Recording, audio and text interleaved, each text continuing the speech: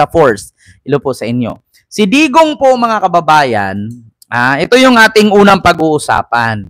Si Digong. Ano nga bang problema ni Digong? Ito na nga, bad news. Tinabla ng Australia at Belgium. So ito, mga kababayan, ito na, meron ako ipakita sa inyo. Siyempre, hindi naman tayo fake news dito, na kung saan, ito na nga, ito, sa People's Tonight, kita nyo mga kababayan, People's Tonight, Australian government, basahin ko lang ha, People's Tonight, Australian government, ang custodial request ni Digong, tinabla. Australian government tinabla ang custodial request ni Digong. So, bakit nga ba? Ano ba tong custodial request na to?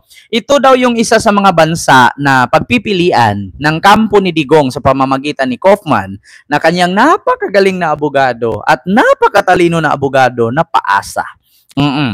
Australian government tinabla ang custodial request ni Digong. Sarado ang pinto ng bansang Australia sa hiling ng kampo ni dating Pangulong Rodrigo Roa Duterte para sa interim release sa International Criminal Court or ICC upang mailipat siya sa kustodiya ng third country habang nililitis ang kanyang kaso sa The Hague, Netherlands. Di ba? Yun po, ang galing. Actually, kanina, nanood ako sa mga newscaster kung paano magbalita. Ganun pala. Tsaka ka huminto pagtapos na yung binasa mo. Sarado ang pinto ng bandang, ulitin natin. Australian government tinabla ang custodial request ni Digong. Sarado ang pinto ng bansang Australia sa hiling ng kampo ni dating Pangulong Rodrigo Roa Duterte para sa interim release sa International Criminal Court or ICC upang mailipat siya sa kustodiya ng isang third country habang nililitis ang kanyang kaso sa The Hague, Netherlands. Wah! Tinabla! Hindi na natatanggapin! Good luck. Good news. Tinabla, Ayaw na daw ng Australia tumanggap kay Digong. Kriminal ba naman? Sabi ng Australia. Pag tinanggap natin yan dito, yung atin na namang harap ng ating plaza na naman ang kanilang gagawing playground. Pag tinanggap nyo dyan, alam nyo yung mga taga-Netherlands dyan sa The Hague, dyan sa kulungan, nabubuisit na yung mga nakatira dyan. Bakit? Araw-gabi. Bakit nagrally-rally pa ang mga DDS na bobong supporter niya? Nabubuisit na. Nabubuisit yung mga taga The Hague, no? So, Netherlands. Ikaw pa naman, araw-gabi. Nagrarally ang mga supporter niya na bobo. Ang pangalan ay DDS na sila. Tinabla ng Australia. Ikaw ba naman? Pupunta ka. Pag dinala nyo si Digong sa Australia, doon na naman yan magsanib puwersa na naman yung mga bobo.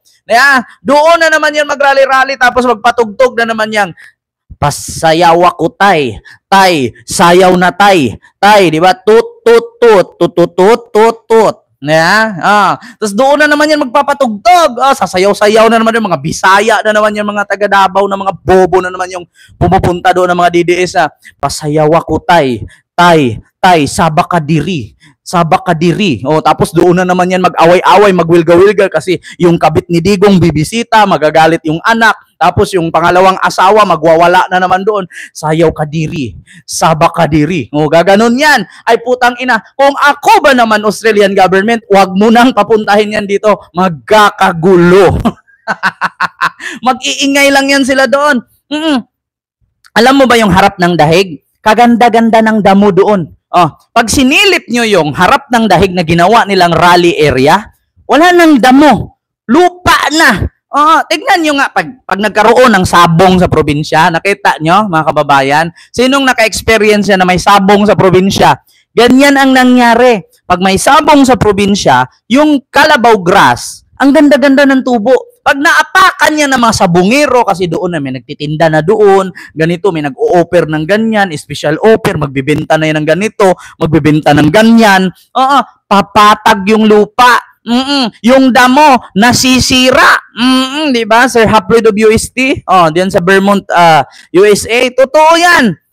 Nawala yung kalabaw grass. napatag. Oh, nagiging lupa. Ang bigat pa ng mga paa ng mga DDS pumunta doon. Oh, mga bobo kasi. Oh, pag bobo pa naman, malalaki ang paa, mabibigat. Pumatag yung lupa. Kaganda-ganda nung harap ng dahig. Ha? Yung mga damo na mamatay. Bakit? Araw-araw may umaapak, may dudura, may mga basura. Diyos ko. Oh, basahin natin ha, yung karugtong. Based sa ulat ng Philippine Star ngayong Biyernes, Hunyo 27, nakatanggap ito ng impormasyon na tinabla ng Australian government ang posibilidad na ilagay sa kanilang kustodiya si Digong na matapos ipalutang ni Vice President Sara Duterte na kabilang ang bansang tinaguriang Down Under sa pinupuntirya ng kanilang kampo bilang host country para sa kanyang ama. Ayan naman pala eh. Yan, dahil sa kadaldala ni Sara, ayun, tinabla ng Australia yung ama niya. Ayon sa Philippine Star, hindi man lang kinonsindera ng Australia ang naturang plano, bagamat ito ay kabilang sa mga signatories sa Rome Statute, ang kasunduan na nagtatag ng ICC. Ito ay matapos ibunyag ni Vice President Sara ang kanyang pagbisita sa Melbourne noong June 12. June 12 na. Ang Australia ay kabilang sa mga bansang kinukonsidera ng mga abogado ng kanyang ama na maging host nation sakaling paboran ng ICC ang kanyang petisyon para sa interim release. Ayan na nga. Ayan na. Ito mga kababayan, meron lang akong idagdag trivia sa inyo. Kung ako Australian government, hindi ko talaga tatanggapin si Digong. Alam niyo kung bakit? Kung naalala ninyo, may kaaway si Digong ng isang bansa na kaharap mismo ng Australia. Na which is, yung bansa na yun ay supported by Australian government. Meron siyang bansa na inaway dyan. Sabi nga niya, yung bansa na yan, magsilayas kayo dito sa Pilipinas. Alam ko kung sinong nakakapanood. I-research ninyo, merong bansa sa Australia na harap lang ng Australia, maliit na country. Inaway niya noon. Kung naalala ninyo. Si Barack Obama nga eh. Merong bansa dyan sa Australia, maliit. Ang nakatira dyan, mga negro. Mga maiitim sila, para mga African. Inaway niya yon. Kung naalala ninyo. Correct me if I'm wrong, hindi ako nakakalimot noon. Binira niya yan sa live. Yang live na yan yung merong foreigner na nagtanong sa kanya na minura niya. Papua New Guinea ba? Yun ba yun? Papua New Guinea? Basta parang meron siyang inaway dyan. Parang ganun. Meron siyang inaway na bansa at that time nung presidente siya. Kasabay na binaboy niya ang sagot ng tinanong ng reporter na Amerikano. May Amerikanong reporter kasabay kay Doris Bigornia. Harap mismo ng Australia, maliit. Basta napanood ko yun, nakalimutan ko kung anong pangalan ng bansa. Kaya, sabi ko sa inyo mga kababayan, hindi po yan si Digong tatanggapin talaga. Hindi yan tatanggapin. Naalala ko noon, kasabay yun ng tinanong siya ni Doris Bigornia na, Mr. President, sino at saang mayor naman ang sunod na itutumba? Sabi niya, depende sa intriga mo. Tapos may sumunod nagtanong doon, reporter Amerikano, yun yung sinagot niya, Barack Obama, you son of a bitch. Sabi niyang ganon. Sabi ni Lucia Sagang, pero maglaslas ka. Bakit ako maglalaslas? Hindi pa nakauli yung putang inang Digong na yan. Wala na nga tumatanggap, Pilipinas pa. Hindi na tatanggapin yan dito. Maraming salamat po kay Israelas Turga, Obispo. Ayan, salamat po sa iyong 4 Canadian dollar super sticker. Thank you so much po.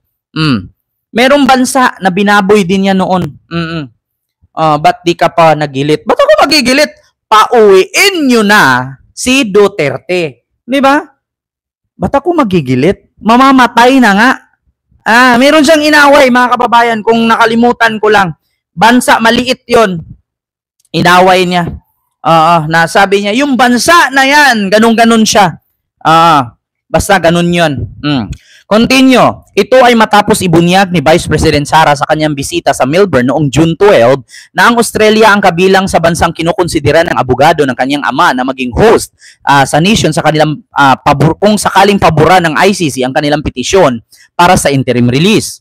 Nakatangka rin di umano na makapulong ni Vice President Sara si Australian Foreign Minister Penny Wong na kanyang itinuturing na kaibigan upang talakayin ang issue nang siya ay dumating sa Melbourne. Subalit hindi ito nangyari. Hindi siya hinarap. Diba? Hindi siya hinarap. Wala. Ayan po yun mga kababayan. Ito'y galing sa People's Tonight at sa Philippine Star na news. So, bukod dyan, mga kababayan, hanapin ko lang mga kababayan na may inaway si Digong. Inaway niya, bansa malapit sa Australia. Inaway ni Digong. Hindi ko makakalimutan yun. Bansa malapit sa Australia, inaway ni Duterte.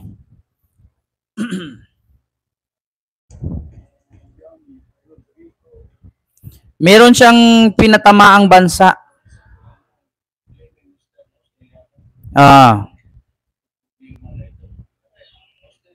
Ito yun. Sayang nito. Ito yung binababoy niya. Ang isa doon yung Prime Minister na Australiana. Ito problema na ito. Ang Australian Embassy, sige na tawag eh. Sayang nito. Ang napasok sa isip ko, nirate nila, pinagpilahan nila nga doon. Nagalit ako kasi nirate. Oo, isa rin yun. Pero napakaganda. Dapat ang mayor muna ang mauna. Diba? Yung isang madre, no?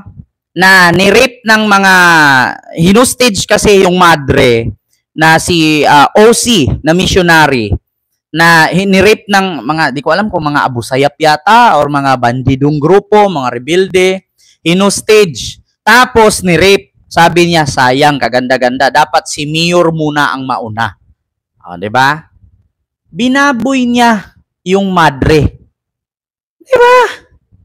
Bastos eh. Yung madre, hinostage na ng lahat-lahat ng mga rebelde o Abu Sayyaf sa Mindanao. Sabi niya, pinagpilahan daw kantutin yung madre na Australian. Si OC. No, murder of an OC Australian missionary. Sabi niya pinagpilahan daw, dapat si mayor muna ang mauna. Kaya binaboy niya. Tapos sabihin ninyo ngayon, Australia. Tapos meron pa to, mga kababayan. Gobyerno ng Australia na kumpin si dating Pangulong Rodrigo Duterte kung siya man ay pansamantalang palalayain ng International Criminal Court. Ang gobyerno ng Australia na kupkupin si dating Pangulong Rodrigo Duterte kung siya man ay pansamantalang palalayain ng International Criminal Court o ICC. Ayon yan sa isang source. Live mula sa TV5 Media Center, nangunguna sa balita si News 5 Justice Correspondent Camille Samonte. Camille, pakidetalye ang sinabi ng source. Yes, Jiggy, kinumpirma nga ng source ng News 5 na hindi pumayag ang gobyerno ng Australia na manatili doon si dating Pangulong Rodrigo Duterte. Yan ay kung sakaling mapagbigyan ng kanyang hiling na interim release o mula sa pagkakakulong nga sa detention center ng International Criminal Court o ICC sa The Hague. Sabi pa nga ng source, hindi raw ikukonsidera ng gobyerno ng Australia ang request nga ng kampo ni Duterte.